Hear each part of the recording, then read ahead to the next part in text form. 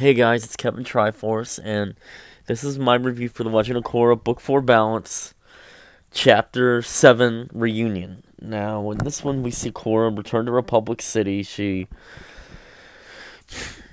first reunites with Tenzin and his family, well, the rest of his family, besides, the kids, since they found her. And she explains to him what happened at Zaofu.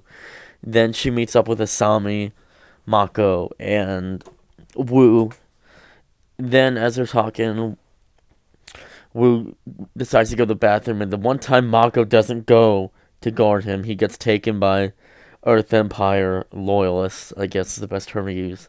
So they chase after him, and then once they get lost from them, after they realize one truck was being used as a decoy, Korra uses the spirit vine to find out where he is from what she learned from Toph, and then she mentions that to them.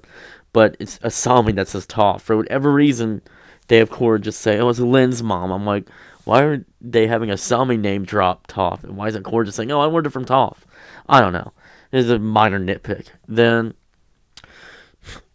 because they find out from there that he's going to a train station, like they're taking him to a train station, because they're taking him to Kuvira. I guess she wants to capture Wu. Whether or not that happens later on, I don't know. There's potential it could. We'll see. Then they end up on the train station. Korra somehow uses it sort of again on the metal platform, and I'm like, that makes no sense. It was really only supposed to be for the spirit vines, so that kind of confused me. Then again, I don't know. But anyway, after that they go on the train. She doesn't know exactly where he is, and they find him. And then the Earth Empire loyalists start attacking them, so they end up on the top of the train. They fight them. They escape from the train. And while this is going on, Bolin and Varrick continue where we last saw them after they escaped. And they're found by former prisoners of Kuvira. And it's revealed she's going after more than just the Earth Kingdom. People there. Or the Earth Empire, I guess I should say. She's going for other people, too. Like waterbenders and firebenders, so we're starting to see she may go on a world scale conquering. We'll see, but that's what they're possibly building up to. It's going to be more possibly like what the Fire Nation was in Avatar: The Last Airbender, but we'll see. Made the joke that everything changed once the Earth Empire attacked. I thought that was funny. Anyway, so and then they end up making a deal with them to escape, because at first they capture them because they thought they worked for Kuvira, and they don't help their case any by saying we were part of the inner circle, which they really kind of weren't. It's more of a trick than anything else by Kuvira. Then after they settle that, they make an escape plan by them posing as guards to take them to another out. And as they try doing that, the guards realize that they're Varrick and Bolin, of course, or Bolin and Varrick. And then we have the fight scene, and then Varrick figures out how to turn off the robots since he did create them after all. Then, which makes sense. Then Bolin decides he wants to help them out so he doesn't leave them behind. Then they leave on a ship that the prisoners found, and that's where we leave them. Then we're taken to a scene of Kuvira found spirit vines, and guess where she's harvesting them from? The swamp Toph's currently in right now. So there's a big chance we're going to see a confrontation of Kuvira and Toph, which will be very interesting. If it does happen, Kuvira would probably capture her or something, because again, Kuvira's got to survive, still win until the last episode, at least. So my opinion, like some other reviews have said, it is a little bit more fillery, but I kind of enjoy it. It was cool to see her finally reunite with the characters. It was a moment we were all anticipating, so there was that. Then, some other interesting stuff, I guess, is the Bolin and Varrick stuff. Like I said, Varrick's a big part of this book, and I guess it made sense when the voice actor, I think his name's like John Michael Higgins, or not Higgins, something like that. He said, I don't think it's Higgins, but something, John Michael something. He said that we would learn Varrick's backstory And I thought that was fascinating. That would be really interesting. So at some point, we're going to get that in the next 6 episodes. So that'd be interesting.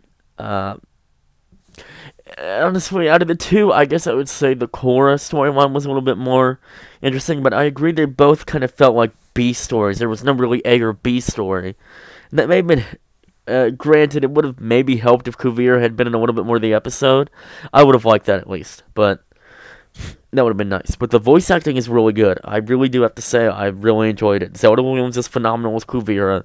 And this is her like voice acting debut. It must run in the family, since it is Robin Williams' daughter, of course. But yeah, really good voice acting all around. And they've always, Avatar and Korra have both had phenomenal voice acting, really good voice acting. And that's not something you get a lot or used to with kids shows, and it's hard to call Korra a kids show. I only do because it still technically is, but I just can't see a kid being that interested into it unless they've seen Avatar, maybe. But then again, they would probably be more young adults than anything else, like the rest of us, because I don't know. It's definitely more catered to the people that watched Avatar: The Last Airbender, though. That's for sure. I can tell you that right off the bat. But assuming Toph does lose, there was an interesting theory, and I have to agree with it. She's probably gonna get captured, and that's how they'll reunite her with Suyin. But I'm not completely sure. But I would be interested in that. I do agree. Hopefully, we learn who her and Lynn's dads are, because I think a lot of us do want to know that. We'll see if they reveal that or not. I do see them revealing it, maybe, but we'll honestly see. I did get a drink of water there. Throat was a little dry. Anyway. Yeah, overall, I thought it was really good.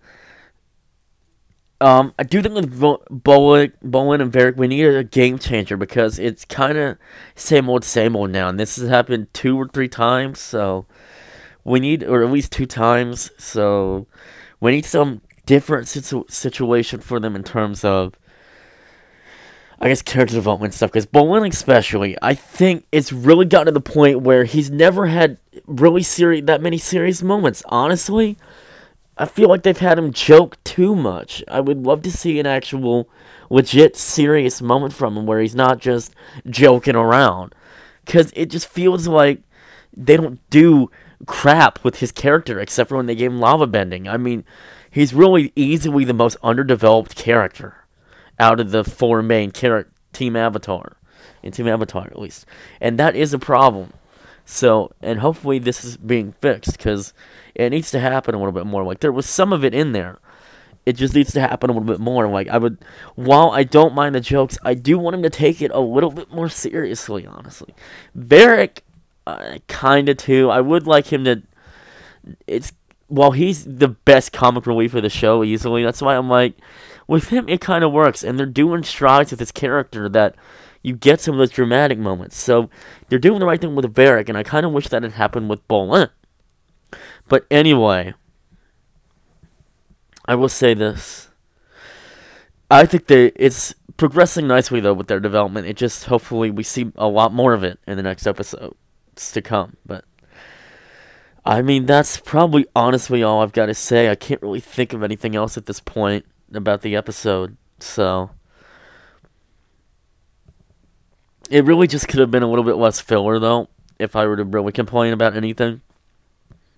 But I understand why it needed to happen, because I think next we're going to get back on track in terms of story. But I don't know. The clip for the next episode, Remembrance, didn't really... It still seemed a little fillery, so I honestly don't know. But that could be a B story, I don't know. It just showed Mako trying to train Wu for fighting so he can protect himself against the Earth Empire guards. Or whatever, or infantry, or loyalists. I'm gonna go with loyalists. Still, that makes the most sense. But anyway, I really hope we do see a confrontation with Kuvira and Toph next episode. That would be really nice to see, because it would be awesome just to see them fight. Anyway, I guess that about wraps it up. There's not really a whole lot left.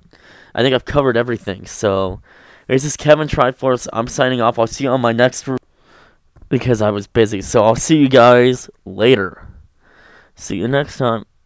and have a good week. Till then, it's next time. Hope you have a good day or night whenever you're watching this too, by the way. So, see you later.